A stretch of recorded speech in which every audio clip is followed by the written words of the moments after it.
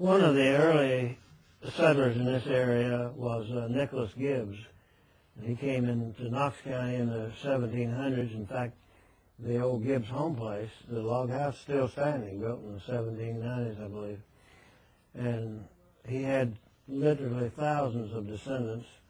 And one of his descendants, great-grandson, I believe, was John Gibbs, who owned a lot of land, and including the land where we're sitting. And this belonged to his grandson, whose name was William Gibbs McAdoo. And he apparently was quite a precocious young fellow, if that's not a redundancy. And the first I heard of him was when he was in charge of the streetcar system in Knoxville. And later he was an engineer, and he went to New York and built the first tunnel under the Hudson River. I don't know whether it was the Lincoln or the Holland, I don't remember. But then he got acquainted with Woodrow Wilson's daughter, married her, and Woodrow Wilson never did like him too much, I don't think. And he was in line for the presidency, to run for president, if Wilson would bow out. Of course, Wilson was sickly and all, and they thought that Wilson was just being contrary, trying to not favor his son-in-law. But he was nominated, I believe they said 102 times for the nominee for President of the United States. But he got a plurality, but never a majority. So after 102 or 104 times, they compromised on they embarrassed Harding or Coolidge, whichever. At any rate, he never, William Gibbs McAdoo, then became West California. During World War I, he operated the biggest business, maybe, if you want to call it that, in the world. And that was all of the railroads in the United States of America during the war. And he did a good job on that. Went to California and was elected to the United States Senate. But this chair was made by his, I guess his grandfather, and belonged to him. And I bought this from Mr.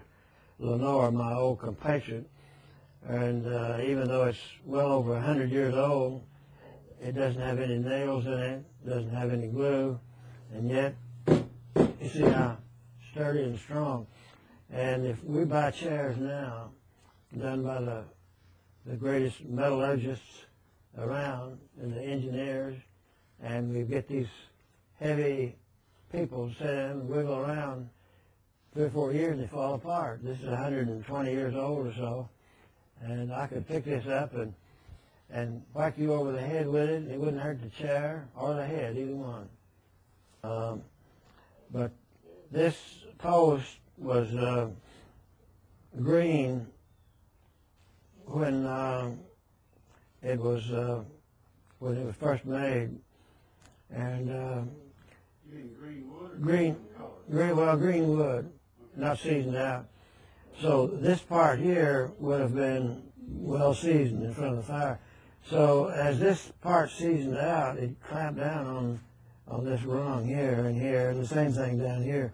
In fact, in some places, it is clamped so much it sort of pooched out this part here, you know, as if it were a vise with a 500-pound pressure on it. So that's one of the reasons it's never in drying out. And then this post goes all the way through the arm, you see, and there's no way it could come out, but just to make sure, this part was split just a little bit, and you drove a wedge down in there to flare out the top, and that's another reason it would never come apart. And then just to make doubly sure, you have this little wooden peg here that was driven through the arm and the post. So this tells you a lot about the society. Things were made to be permanent, you know. And if you bought a wagon, horse-drawn wagon, it wasn't unusual for them to be used by the same family 3 or 4 generations. And now you buy a car. I ran into somebody, they ran into me, and all that grill that looked like that fine grade of steel, you know, poof, just like a bunch of glass all over the street. So I'm sort of making a comparison there, Mr. Dean. So, and the bottom was, yeah, there wasn't a bottom in it. This is hickory, and it will last indefinitely. Hickory bark. Like so many of the chairs, and this is not a good example, but if you look close, you can see that this is flattened a little bit here and here.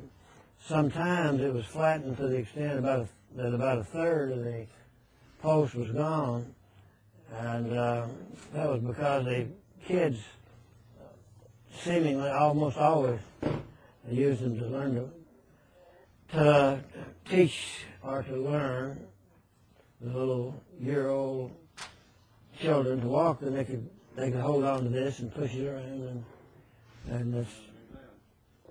But this, you'll notice that it is pegged here and here to keep it from flaring open. But in most cases, it was only one of the slats, and there'd be no real point in doing it, putting another one, because with that wooden hickory peg in there, it's henceforth and evermore embedded there.